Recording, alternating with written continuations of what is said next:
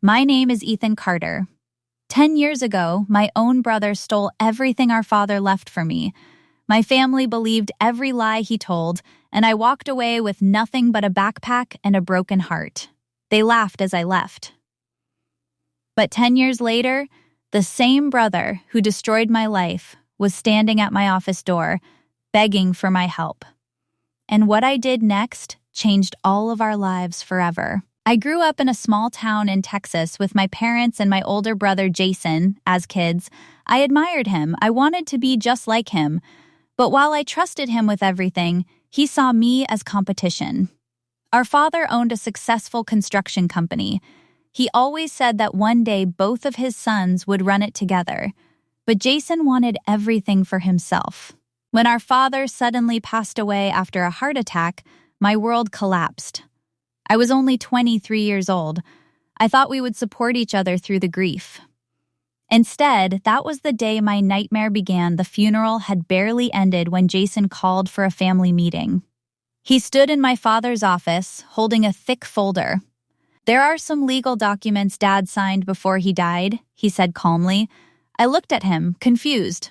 "What documents?" "Our father decided to leave the company to me." The room went silent. I laughed nervously. "That's impossible. Dad always said we would own it together." Jason slid the papers across the table, then read them. I looked at the signature. It looked exactly like my father's. My mother stared at me with disappointment. "Ethan, your father trusted Jason more. Maybe he knew you weren't ready." Those words hurt more than I could explain. "I don't believe this," I whispered. Emily, my father's lawyer, wasn't there. Jason quickly explained that she was out of town and another attorney had finalized everything.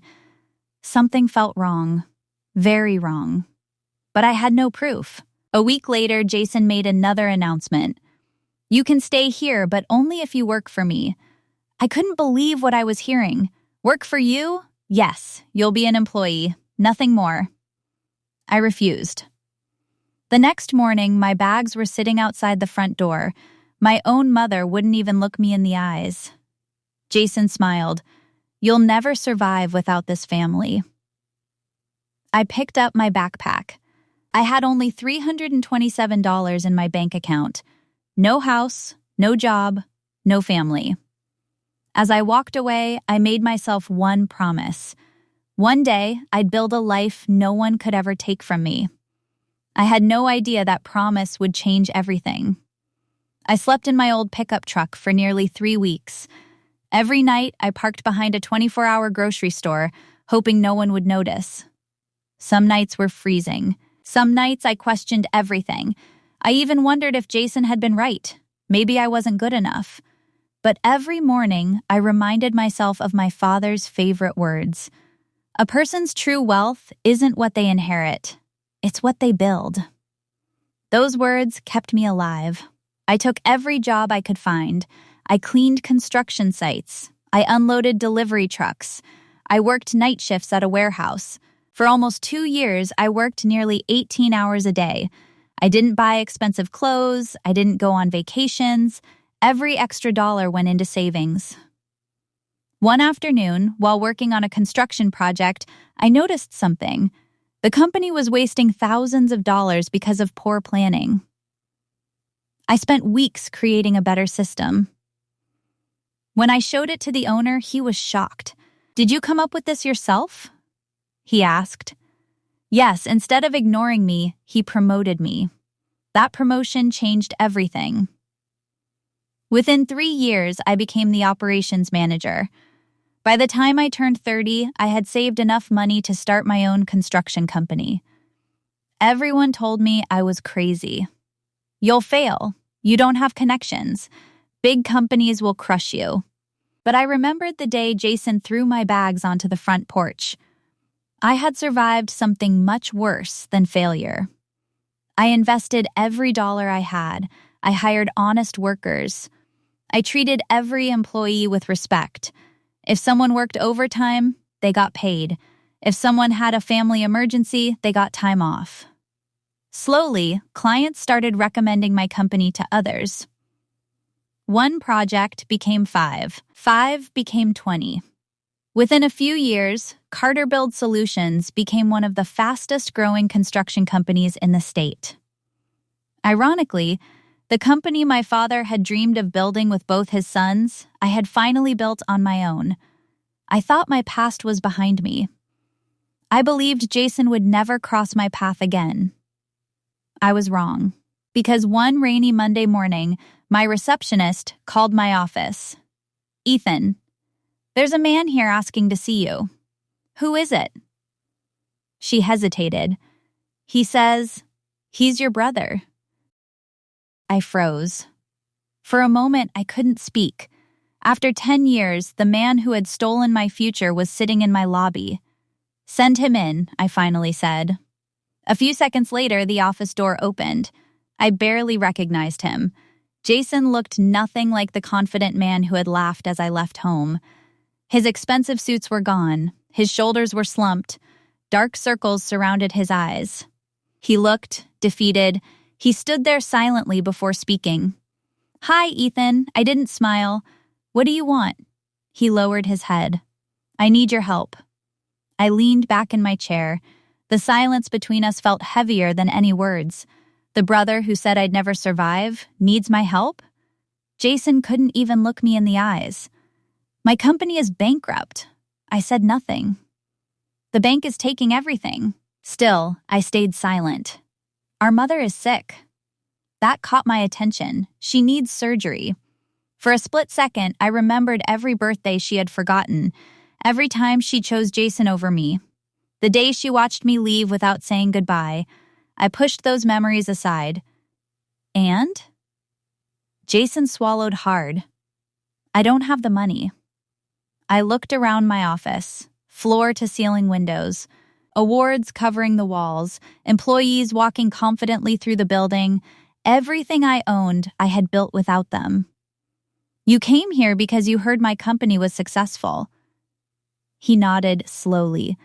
"I deserve your anger. Yes, I deserve your hatred. Maybe, but Mom doesn't." I stood up, walked to the window, and looked out over the city I had once dreamed of escaping. Finally, I turned back toward him. "I'll pay for her surgery." Jason looked up, shocked. "Really?" I raised one finger. "But don't mistake kindness for forgiveness." His face fell. "I'll help her, not you." Tears filled his eyes. "I know I don't deserve another chance." "No," I replied quietly. "You don't." For the first time in his life, Jason had nothing to say. He simply stood there, a broken man facing the consequences of every choice he had made. Jason stood silently in my office. For the first time in his life, he had no excuses, no lies, no arrogance, just regret. "I know I can't change the past," he whispered. I looked him in the eyes. "You're right, you can't." He nodded slowly. I forged Dad's signature. The words hung in the air. I bribed that attorney, and I lied to Mom. I told her Dad wanted me to have everything. I wasn't surprised anymore. Deep down, I had always known. "What happened to the company?" I asked. Jason let out a bitter laugh. "I destroyed it." He admitted that he had made reckless investments, ignored experienced employees, and treated everyone with disrespect. The same workers who had once been loyal to my father eventually quit. Clients left. Banks demanded repayment. Within a few years, everything was gone. "I thought money made me powerful," Jason said. But all it did was reveal who I really was. A few days later, I paid for my mother's surgery, not because she had earned my forgiveness, but because I refused to become the kind of person who lets bitterness control his life. After the surgery, I visited her in the hospital. She burst into tears the moment she saw me. "I believed the wrong son," she cried. "I failed you." I stayed quiet. She reached for my hand. "Can you ever forgive me?" I took a deep breath. "I don't hate you anymore." She looked hopeful, but forgiveness doesn't erase consequences. Tears rolled down her face. I understand. A week later, Emily Brooks, my father's original lawyer, finally contacted me. She had discovered old records proving the inheritance documents had been forged years earlier. The court reopened the case. After months of hearings, the judge ruled in my favor. Legally, everything my father had intended for me was finally returned. The old family company, the land, every remaining asset. But something surprised everyone. Instead of taking over the broken company, I donated most of its remaining value to scholarships for young people who wanted to start businesses but couldn't afford college. The local newspaper called it the son who chose character over revenge. Months later, Jason found a small job working on a construction crew. One afternoon, I saw him carrying heavy tools under the hot sun. He looked exhausted. When our eyes met, he gave me a small nod. I nodded back. Nothing more. Some relationships can heal, others can only teach us lessons. As I drove away, I remembered the day I walked out of my childhood home carrying nothing but a backpack. Back then, I thought I had lost everything. I was wrong. The only thing I lost was the family that never truly believed in me, and in the end, I gained something far more valuable: my self-respect.